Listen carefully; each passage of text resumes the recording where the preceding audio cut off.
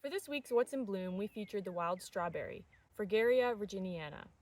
And we thought it might be fun to shoot a little video on how we go about IDing wildflowers using a pretty handy, user-friendly wildflower guide. This is the Newcomb's Wildflower Guide, and this particular book focuses on the eastern half of the United States, and I'm going to show you how to go through it. The wild strawberry has the non-native false strawberry look-alike. Another name for it is the Indian strawberry because it's native to India. And once you really get to know the plants, you'll see that they look quite different, but both of them have a little berry that looks like a mini strawberry, and so sometimes it's difficult for people to tell them apart. We're going to start by going through this guide, and I think that we're going to take a look a little closer at this strawberry plant first. So if you can kind of put everything aside, and actually sometimes something that's really handy to do is to just get a close-up visual on the plant that we're looking at. And you can see these leaves are pretty distinct. And then if you go closer to this, you'll see these are our flowers that we're looking at. And actually it's been really fun sitting here. As I glance over, I'm tempted to grab my camera every 2 seconds because I see little sweat bees. We saw a honeybee visiting these flowers, and just in the time that we're sitting here. So they are great for pollinators, among other things. And to go through this guide, you really want to have a good look at the leaves, and you also want a good look at the flowers in order to work through the key. So I'm going to try and keep this as simple as possible. But the first page in this book is where you want to start. And, you know, sometimes it takes a little practice, and it's totally fine if you end up having to go through the key a few times before you figure things out. But once you really get to know leaf structure types and flower structure types, it can be a really fun and easy key to go through. So we're going to start with flower type. So there are regular flowers, and then there's flowers with 2 regular parts through 6 regular parts, or 7 or more regular parts, and or they can have indistinguishable parts. So it'll make more sense when we look at the flower. You see we have 5 petals, and so that's what this is asking about. So we have 5 regular parts on this little flower here.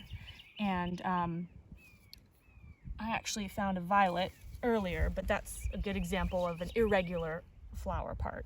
Then we're going to look at the leaves, the leaf structure, and we're obviously not talking about vines or shrubs, we're looking at wildflowers. So the key now asks if there are no apparent leaves at all, if there are basal leaves only, alternate leaves, or opposite or whorled leaves. So there's actually a great illustration in here because I can't show you, and maybe we'll do a video sometime showing all the different types of leaves. But this is a good illustration here. So we've got basal leaves that are coming out of the bottom of the base of the plant, and they're not really showing up on the stalk that includes the flower. We've got alternate leaves that each leaf is alternating on different sides of the stem. Opposite leaves, they're showing up opposite each other on the stem, and then whorled leaves, they actually come out of the stem in a circular pattern around the stem.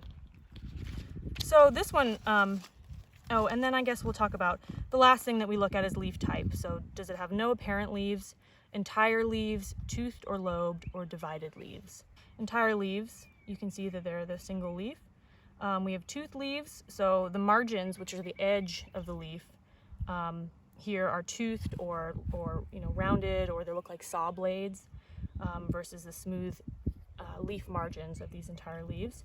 You've got lobed leaves. A great example of that is something like an oak leaf, which I think a lot of people are familiar with.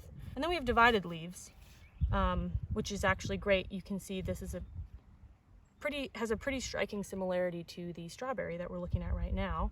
And the divided leaves basically have several leaflets showing up on the single leaf. So now that we know the different parts, what do we have here with the strawberry? Let's zoom in a little bit. So this, as you can see, is actually, you might think at first, okay, here are different leaves, but these 3 parts, let me see if I can do this, are actually leaflets on a single leaf. And one easy way to tell that is that the leaves if you flatten it out, they're all coming out on the same plane, just like you would see another leaf. So that's one way to tell that these are they're all part of the compound or divided leaf. And another way to tell is that you won't see any flowers coming out of these leaves because this is a single leaf. So the flowers are going to be on a separate stalk. So what we have here is, as we've just determined, is a divided leaf or a compound leaf. And then another thing that is interesting about this plant is that if you look at this key, all of these leaves are coming out of the base. So we're not seeing these different leaves with their leaflets coming out of different parts of a stalk leading to a flower. We're seeing them all coming out of the base. This is a flower with basal leaves only, so that's going to give us a 2 in the code, and then we're also going to say that the leaves are divided, which is a 4. So now our 3-digit number is 5 for the flower parts, 2, 4. So 5, 2, 4. So now what do we do with those numbers? So then you go to the beginning of the guide, and I highly recommend you get yourself one of these. It has really handy instructions in the beginning, and it's just a lot of fun. So what did I say? 5, 2, 4. So what you do is you go to the locator key, and you find your number. Okay, 5, 2, 4. Leaves divided, which we've seen here, and leaflets more than 3 or leaflets 3. So we can see that we've got 3 leaflets here, and we don't see more than 3. So we're going to start there, leaflets 3, and then you follow that along, and we're going to look at page 184. The one that matches it the best is wild strawberry, our Fragaria virginiana. And there actually are a couple native wild strawberry species in our area. Fragaria vesca is another one that is called the wood strawberry. But we are going to settle here with the Fragaria virginiana, partly because of where it's growing. I mean, it's in my backyard, and the wood strawberry you'll often find a little bit more regularly in woodland areas. There you have it. We've just identified this plant, and you can see it's got great little illustration here for the wild strawberry. And you'll find that when we have the fruit, there are some other ways of distinguishing it as well. So I'm going to stop there, and we're going to do another video showing you how to distinguish the differences between this wild strawberry and the Indian mock strawberry. Thank you for listening.